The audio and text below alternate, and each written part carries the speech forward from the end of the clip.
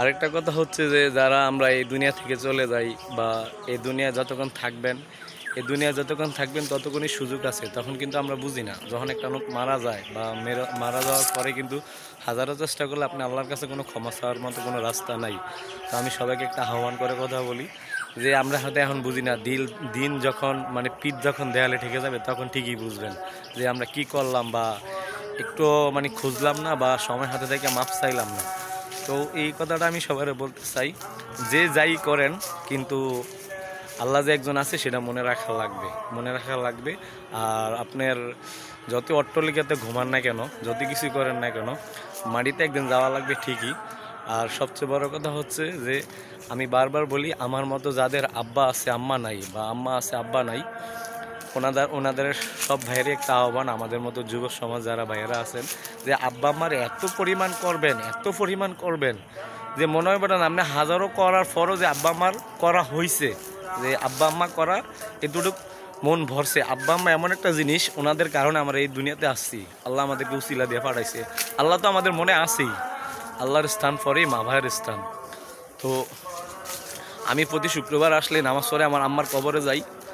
তো আমি হয়তো আমার নিজের এইভাবে বুঝাই রাখি যে আমার আম্মা হয়তো ঘরে নাই, বাইরে আছে, আর সারাক্ষণ আমার এই দুইটা কাঁধের আড়ালে আছে।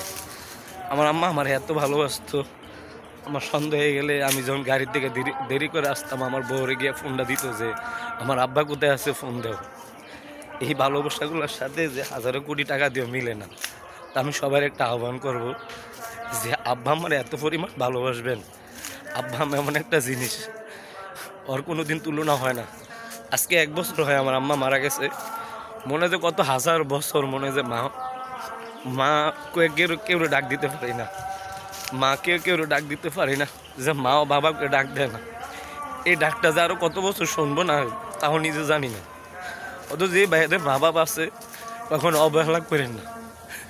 আম্মা আব্বারে অনেক গুছায় রাখবেন। আব্বা আম্মার পায়ের সকালবেলা ঘর থেকে বের হওয়ার সময় মারে বইলা যাবেন, আসার সময় আবার মাকে ডাকবেন।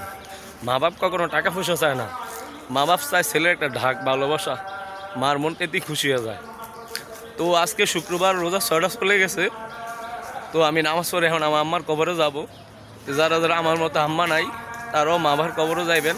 কিন্তু একটা লোক মারা যাওয়ার পরে তার কিন্তু আল্লাহর কাছে কোনো কিছু চাওয়ার থাকে না। যারা আমরা এই দুনিয়ার উপরে আছি তারা যদি বাপ মার কবরে গিয়ে দোয়া করেন, হয়তো মন থেকে দোয়া করলে এই দোয়াটা লাগতে পারে, আল্লাহ তাআলা দিন দিন ওনাদের আযাব মাফ করে দিতে পারে। আমরা সবাই মিলে এই কাজটা করব আর অন্যকে উৎসাহিত করব। ইনশাল্লাহ ভালো থাকবেন। নামাজের টাইম হয়তো হয়ে যাইতেছে। আসসালামু আলাইকুম।